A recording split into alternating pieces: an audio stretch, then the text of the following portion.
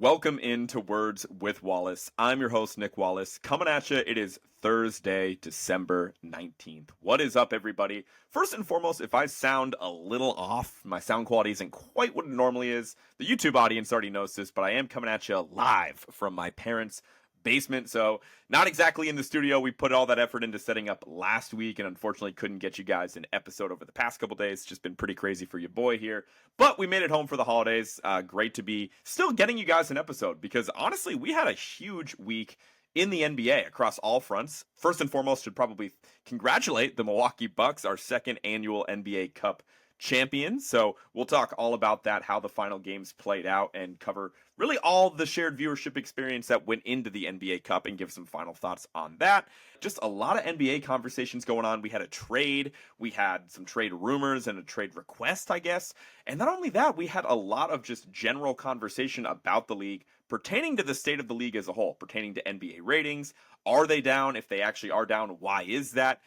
Obviously, you guys know I'm still a big fan of the NBA, so I'll defend the product and approach it from all angles because I think there's a lot of interesting points being made on all sides about this NBA ratings discussion and just the state of the league. So hopefully you guys will enjoy my take on that as well. But let's not waste any time. First, let's talk about a trade that I found pretty surprising. I guess it shouldn't be that much of a surprise considering we are less than 2 months away from the trade deadline, but it is a trade of somewhat significance in which the Golden State Warriors, the headline here is them acquiring Dennis Schroeder of the Brooklyn Nets. Pretty good pickup for Golden State there. All they really had to pay was DeAnthony Melton's contract plus 3 unprotected second-round picks. So again, DeAnthony Melton tore his ACL. He's an unrestricted free agent after this season, so there's no guarantee he even suits up for the Brooklyn Nets. Really, it's just his contract to make the money work with Schroeder. And again, 3 second-round picks. So pretty cheap price tag for the Warriors to pay to bring in a guy to be, obviously, that Melton replacement.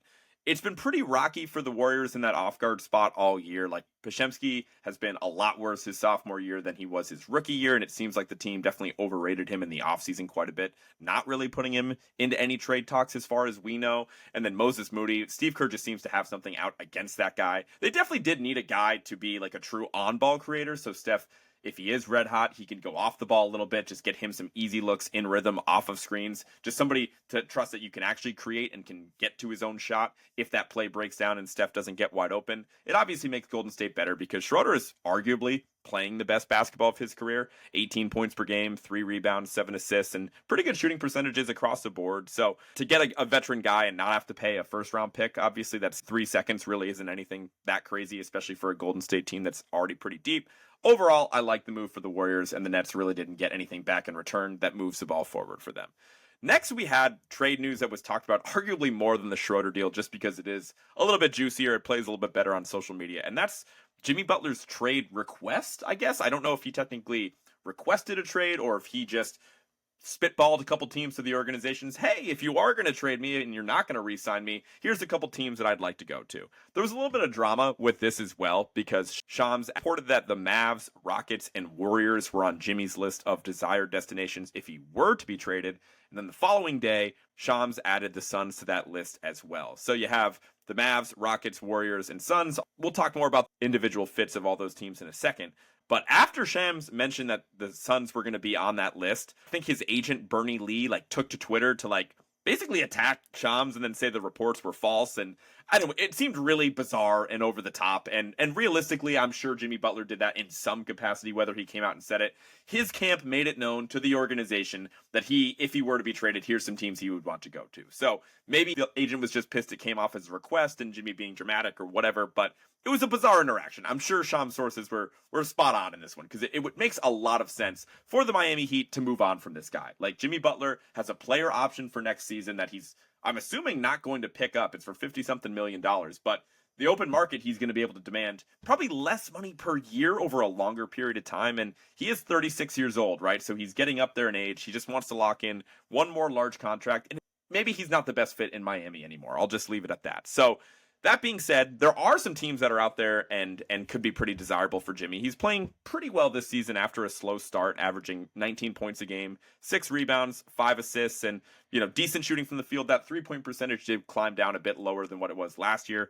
And just in my order, the list that I would like to see Jimmy Butler be traded to as far as best fit, I think the best fit would be the Rockets. He is from Houston. He did request 2 Texas teams there. And I think, again, I've been saying all year, there's too many guys on the Rockets. We're going to talk more about them in a little bit. There's too many guys, and they don't have a good end of game guy, right? Like, Şengün is their best option, but we all know playing through big men at the end of games, that's not always the most effective option. You kind of want somebody that's able to handle the ball a little bit and create their own shot in the perimeter. Jimmy's been that guy in Miami for a very long time, and they have the horses to give up 3 players, at least one of them being younger with some potential, to throw to Miami, who would be great guys in the Heat system. So I like the fit in Houston the most, followed by the Warriors. I mean, they could go for another on-ball creator as well, like we talked about. The Mavericks, I don't love that fit there. Like, they already have a couple of great wings in PJ Washington and Najee Marshall. Like, I don't think they need another guy that doesn't do a lot with when he doesn't have the ball in his hands on offense, so I don't really like the fit in the Mavs. And then the Suns, that one makes no sense whatsoever. Like, the Suns already have 3 on-ball creators. They need somebody with size. I guess they do need somebody with some defensive identity, but I don't even understand how the money would work for the Suns since they are so handicapped. So I'm not really considering Phoenix. Maybe that'll bite me in the ass. So that's my thought on the Jimmy Butler trade. I think there are some good destinations that all make sense, but the new CBA, it's just so binding for these teams. Like, I don't even know how difficult it would be for Miami to trade Jimmy Butler to any of those 4 teams. I still haven't mastered the new trade machine. And ultimately, the organization, they shouldn't necessarily abide by Jimmy's demands. He only has to tough it out in this new city for a couple more months. The organization, obviously, they want to do right by a guy they clearly care about. But at the same time, like, they need to concern themselves with getting the most in return for one of the most valuable assets to the franchise right now. All right, before I talk about the NBA Cup, I definitely wanted to get my opinion out there on, I guess, the state of the NBA as a whole. It's definitely not a conversation I was expecting to have, especially in the middle of the NBA season here, but it's kind of overwhelming how many people I've seen discuss the NBA this past week and really coming to the opinion that the NBA is in trouble, right? It's a sentiment I've seen expressed on television, in podcasts that I've listened to, in articles that I've read, and for the most part, people just sharing their opinion online about the NBA. And in this conversation where I try to address the state of the NBA as a whole, I think it boils down to 3 separate questions. Is the NBA actually in trouble? Why are less people actually watching the NBA? And the question I care the most about, is the NBA product actually worse? We're going to approach all 3 of those questions. And let's start off at the top with, is the NBA actually in trouble? I think the answer is no. Now, granted, I could be a little too close to the situation, which you could probably argue that skews my opinion for all of these, but bear with me here because I don't think the NBA is actually in trouble because we need to zoom out a little bit, right? This has been a lot going on the past week. This is mostly opinions on social media. It's mostly American opinions within American sports media. I think the conversations that we're having here in the United States are totally different than the conversations that are being had overseas. And it's important to remember that. Bill Simmons mentioned that on his podcast, and I think it was a really great point that I'd imagine all these foreign stars, all the global commerce that comes along with the NBA is at an all-time high. I think that is important to remember. So the NBA's bottom line is probably going to be just fine. They're finding ways to make money in all these different avenues that they've never had before, whether it's through social media, whether it's through brand deals, whether it's through advertising. I think that the NBA's bottom line is going to be just fine. And so I think that the NBA isn't actually in any real trouble here because the state of the NBA globally. Now, if you want to talk about the state of the NBA in America, which, for the most part, the audience of this podcast is going to care about, I totally get it. And that kind of boils down to ratings, right? People generally coming to the opinion that ratings are down. What does that even mean anymore? I got to start there by saying, even if the ratings are down, I just don't even know if that means anything, right? Because let's assume that they are. You have the linear TV audience, right? The people watching the NBA through cable. Okay, that's down. Sure, maybe. Then you have the audience of people that are watching through streaming, through YouTube TV, through NBA League Pass. Is that audience down? Okay, sure, maybe. Maybe that's because there's all this illegal streaming going on where anybody under the age of 25 can seemingly access any live sports event with a device that connects to the internet in 5 minutes or less. Maybe that's taking away a big chunk of the pie. Okay, or maybe it's just because people are consuming the NBA differently. And I think that's what this boils down to. Is that, sure, maybe less people are watching the NBA. Maybe that's why the ratings are down. Okay, why? Why are less people actually watching the NBA? I think that says more about the modern consumer than it does the NBA fan. And maybe I got my tinfoil hat on here, so stop me if I'm wrong, but I think it just boils down to the modern sports fan just consuming sports differently. Who do you know, especially somebody that's within 10 years of my age, is going to actually sit down and watch a full NBA game. I think it's just pretty hard to find because people can consume sports differently.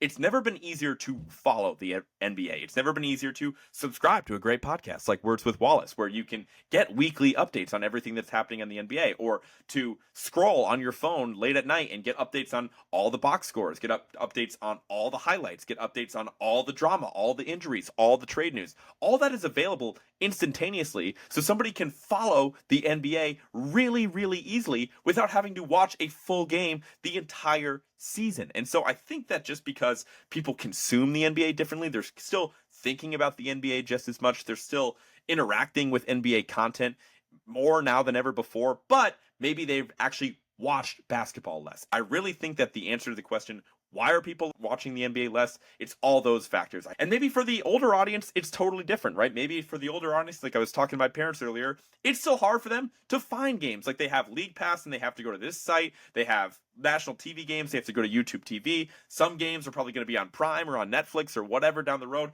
It does make it harder, especially for an older audience, to access a league as well. So I think there's a bunch of reasons as to why people are watching the NBA less, and all this is just kind of semantics in my opinion. But the one I feel the most passionate about is the NBA product actually worse? Is it actually worse than what it was before? That's what I care about the most. And again, maybe I'm biased here, but I think the answer is no.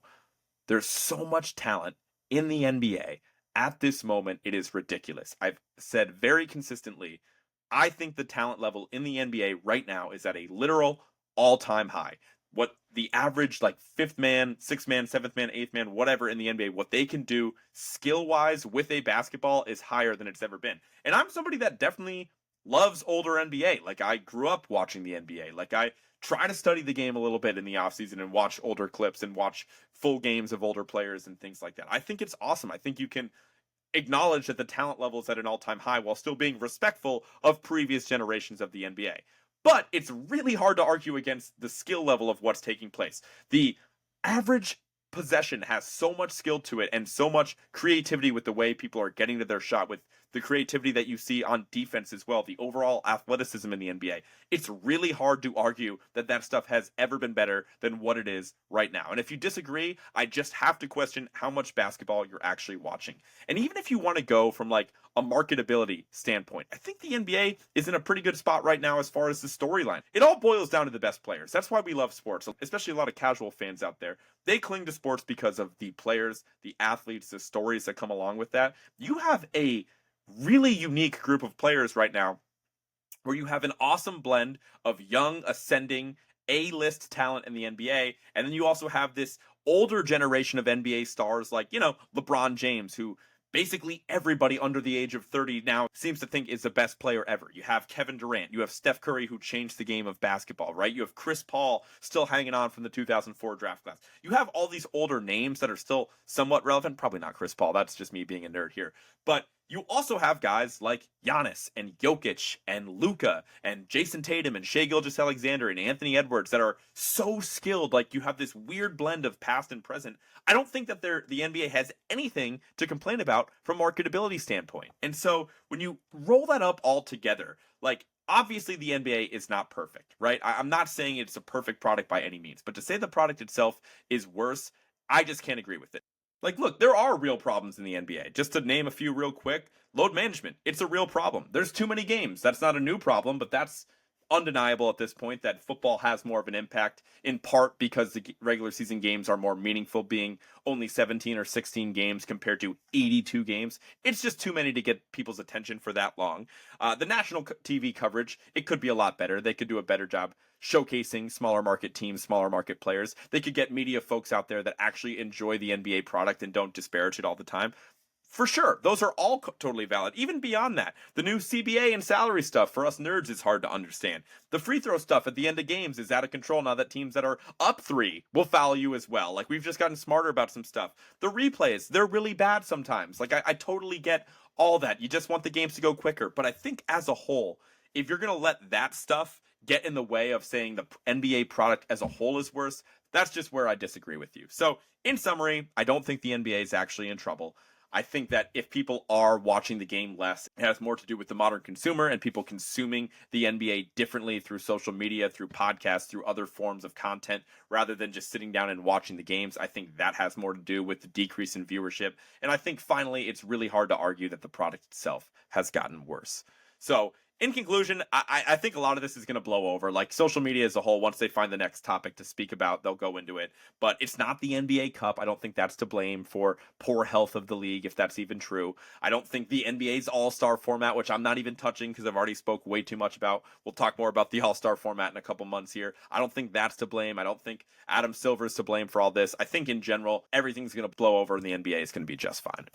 All right, let's talk about the NBA Cup. And bear with me, I know a lot of these games are old news, but my favorite thing of the NBA Cup, I'll come out and say it, was like the shared viewing experience of only having two, or in the case of the championship, only one game on that everybody was watching at the same time. That shared viewing experience, kind of like a playoff type atmosphere. I love that. I think it's great to have an attention on some of these teams that normally don't get all that much shine, especially when we're coming off several weeks of like a 7-game slate, an 8-game slate, a 12-game slate. Like, look, that's fun and that's great to click around with all the games and just tune in for the ones that are exciting at the end of the game. But for somebody like myself who just wants to watch a full game and get a real sense of the players on a particular team and how they're actually doing right now, I really enjoyed the shared viewing experience. So I want to talk about all these games individually real quick. Starting off with the first round of the NBA Cup, we had Magic at Bucks. The Bucks won this one 114 to 109.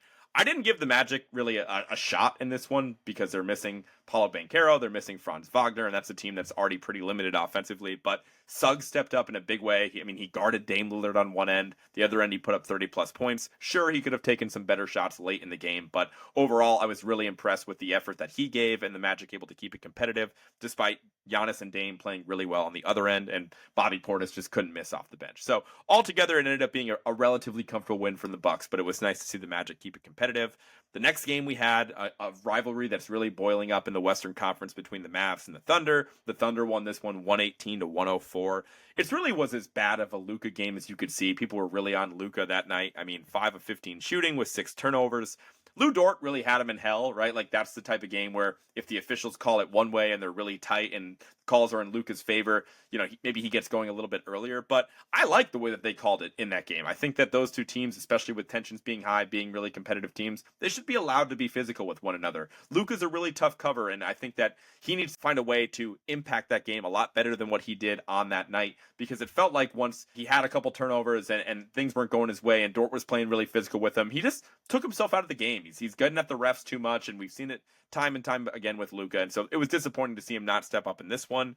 You still had solid games on the Mavericks side from Kyrie, Klay, and Najee Marshall. Spencer Dinwiddie, he's really not worth mentioning, but I can't stand the guy, so I got to point out he was 3 of 9 with 3 turnovers in 20 minutes, and I just would really feel like that team should be investing in more Jaden Hardy minutes, but that's just my opinion. On the other side of the ball, the Thunder were pretty dominant because in a lot of ways, Shea and Luka, seeing them paired up against each other, it's just funny to see Shea as like the anti-Luka. Like, obviously they both get a lot of calls and they're both fantastic players, and that's kind of like their unifying features, but they just get their buckets in such different ways, and it seems like Shea is Mr. Consistent, where the highs of Luka are much higher and the lows of Luka are much lower than really anything that Shea puts up. And so to see Shea really just kind of lead silently his team and kind of set the tone on defense by getting 3 steals, it was a really great moment for Shea, where he looked like a true MVP candidate, and it obviously wasn't the best game from Luka, but I'm sure that could flip the next time these teams match up.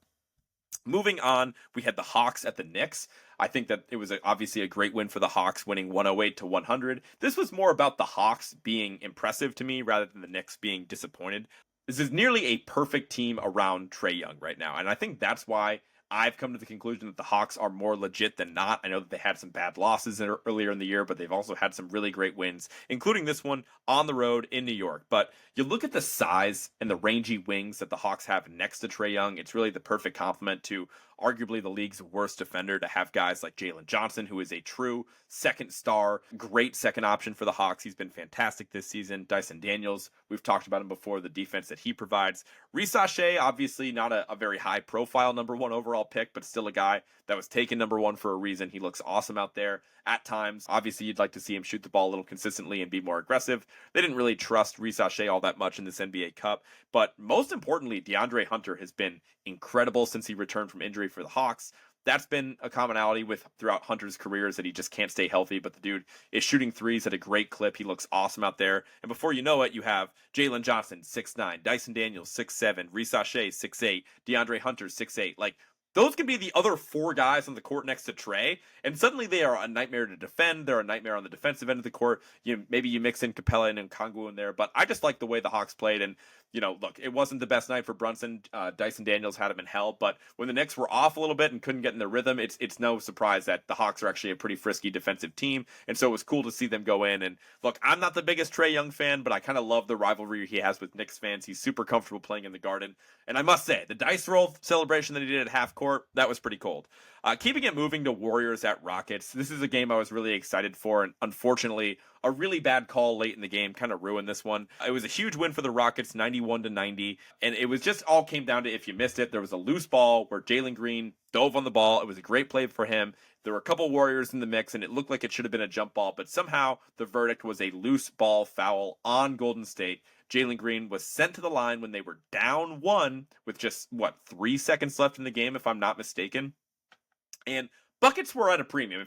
For those that actually watched the game, it was really hard for either teams to initiate offense late in the game. So to just give Jalen 2 free looks at the free throw line at home, and of course he sank them both to win the game, it was just shitty to see it come down like that. I saw a lot of people criticize Steph for taking a last second shot when he could have let a few more seconds bleed off the shot clock and maybe left barely any time for the Rockets, but look, dude, it's Steph Curry. You go with your gut in that moment. He got a wide open look that would have been a surefire dagger. Even if Steph missed a shot or took it late, there still would have been a chance for Houston to call timeout and get a shot at the rim late in the game that could have potentially won it. So you trust Steph at this point. He got a wide open step back three. I know he wasn't shooting all that well. I'm going to give Steph the benefit of the doubt. But nonetheless, the Rockets were able to pull off the win, kind of like we thought. Moving on to the Vegas games, so we have the semifinals here, the Hawks and the Bucks. This is one in which the Bucks won 110-102. Trey was really the only guy that looked super confident out there for the Hawks. He ended up with 35, 10, and 7, but he did have some pretty bad turnovers late in the game for Trey Young. Overall, you got to take that from him, though, considering, none of the other guys really played that well for the Hawks. Reese Shea, they didn't even really trust him out there. And on the other end of the court, I must say, the Bucks have Middleton back at this point, but he really just doesn't look right out there. Athletically, he's definitely lost a few steps. He had some really uncharacteristic, bad turnovers late in the game for Middleton, too, that I didn't really understand. But luckily, when the Bucks have Giannis, who's just unbelievable, that's a great fail-safe, and he was fantastic in this one as well. Finally, the last semifinal game here, we have Rockets Thunder, in which the Rockets won 111-96. This one hurt. I was really feeling myself after going 5 for 5 on my predictions in the previous Cup games, like we talked about in the last podcast. But overall, the Rockets' usual offensive concerns were on full display. Late in the game, they had no perimeter guy that they could really trust to get a good look. Granted, this was more about Oklahoma City's defense than it was Houston's offense, but it wasn't pretty either way. Şengün couldn't get going. Hartenstein was fantastic in this game. Nothing came easy for the Rockets all game long on offense. There were just so many bad passes that Oklahoma City easily picked off because their defense is sweltering, and it just seems like the Rockets are a guy away from being a real contender in the West. I love them, especially as far as a regular season team, but obviously you have real questions about who's going to end up being the closer for the Rockets once things get a little bit closer to the playoffs. And on the other side of the court, Shea and Jalen Williams were the two best players in the game. And so when the Thunder have that, they're going to win pretty easily. And finally, we have the NBA Cup championship between the Milwaukee Bucks and the Oklahoma City Thunder. And unfortunately for the NBA, this one was a snooze fest, at least late in the game. Pretty surprisingly, the Bucks were able to overcome the Oklahoma City Thunder and win super comfortably 97-81. Early in the game, albeit points were hard to come by, but it was actually a pretty good game. It was very physical. It was hard for both teams to score, but it was close through 3.5 quarters, and then the Bucks just pulled away late. And the league had to have been pretty happy, at least on paper, of getting this matchup, right? Two teams that are real contenders in their respective conference. You have two teams that are led by definitely two MVP candidates. Shea was coming off of a really hot streak. Giannis is on an all-time tear right now. It just sucks that the end result wasn't that good. Because again, halfway through the third quarter, the Bucks just kind of pulled away late. Could really be highlighted by the Thunder's overall lack of just terrible three-point shooting. The Thunder ended up the game finishing 5 of 32 from 3. That's good for 15%. Not a single dude on their entire roster shot the ball at or above their season average from three. Like, it just wasn't happening. Meanwhile, on the other side of the court, you have a guy like Giannis who can consistently get looks in the rim. I know Hartenstein's a great defender. It just doesn't matter. There's no stopping Giannis, and the ability for them to consistently get Giannis going to the rim and get inside out opportunities by having a real paint presence, and then obviously shooting 17 of 40 from three and going 43% from 3-point land is going to give the Milwaukee the boost that they needed. So Giannis just dominated the game on both ends and clearly outplayed SGA and definitely solidified himself as, at the very least, the second runner-up to Jokic for MVP right now. He's certainly in the top two after this awesome run he ripped off for the NBA Cup. And the Bucks wanted it a little bit more. They just seemed more prepared for the game. They were more comfortable out there, and they definitely deserved the win. And before I let you guys go, because we're 2 years into this NBA Cup, and I know I've talked about it a lot already, I did just want to leave you with my final pros and cons list now that we do have 2 NBA Cups to evaluate. Let's start off positive. Let's start off with the pros of the NBA Cup. I've already mentioned it before, but I think the shared viewing experience is a major pro for sure. That's one of the 4. Just having the ability to watch some teams on and have some pretty light slates early in the season and have a playoff light atmosphere. For any team that ends up winning it and they can earn the opportunity to be treated like a playoff team, I think that's great for the league. Selfishly, I think the NBA Cup is great content. It gives me something to talk about and definitely breaks up the monotony of 4 straight months of just plain old regular season games before we get to the All-Star break. And I do think the biggest pro of the NBA Cup is, look, the players seem to care about it a little bit more. It is slightly more competitive. I think dudes are working a little harder. I'm seeing clips online of Trae Young like hustling around, playing defense like I've never seen Trae Young play before. So I definitely think that overall it is creating a more competitive environment for the NBA Cup games. And now, look, it's still far from perfect. I think that there are some major cons to the NBA Cup still, starting with the group stage being a little clunky, hard to follow, especially on the last night when you're trying to figure out what teams need to actually qualify for the NBA Cup. I think that could be better executed. I think it could be detrimental for teams in this year's case, like the Oklahoma City Thunder, that make it all the way to the championship game and then they just lose, right? Like they got some extra cash in their pocket, but now they had to play more games and they have nothing to show for it. I think we're still missing a prize that includes a competitive advantage for the team that ultimately wins. I think that it's great that the Bucks get some money and they, the legacy of the NBA Cup, but let's be real, that doesn't exist. We're 2 years in, we're still asking the question, why do we care about this thing, right? So having some sort of competitive advantage, maybe like in the case I saw online, Worldwide Wob posted that the team that wins it all, so the Milwaukee Bucks this year, should get an extra win on their schedule, right? They get to play an 83rd game. They already know that 83rd game is a win, and that works as a tiebreaker over any team with an identical record for division record, all that stuff, and can definitely matter come playoff seeding. I think that's a really great way to do it, but you need something in that spot to competitively provide an advantage for the team that wins in addition to the financial incentive. And I think ultimately the biggest struggle with the NBA Cup, like I mentioned, is just it's struggling to answer the why do we care question, right? If it doesn't have any legacy built up and it's just a bunch of money, and look, the money's great and it clearly makes the players care about it, but I don't think the average fan really cares that guys are getting richer. They're already mega rich athletes that regular people can't relate to anyway. So the idea of fans caring just because Giannis gets a little extra cheddar in his pocket, I just don't think that sets home for the average NBA fan. And ultimately, that's who I'm going to care about the most. So there's definitely some ways we can fix the NBA Cup, and I'm sure there's more tweaks to come next year. But overall, I definitely enjoyed the experience. And once again, congratulations to the Bucks for actually pulling that thing off.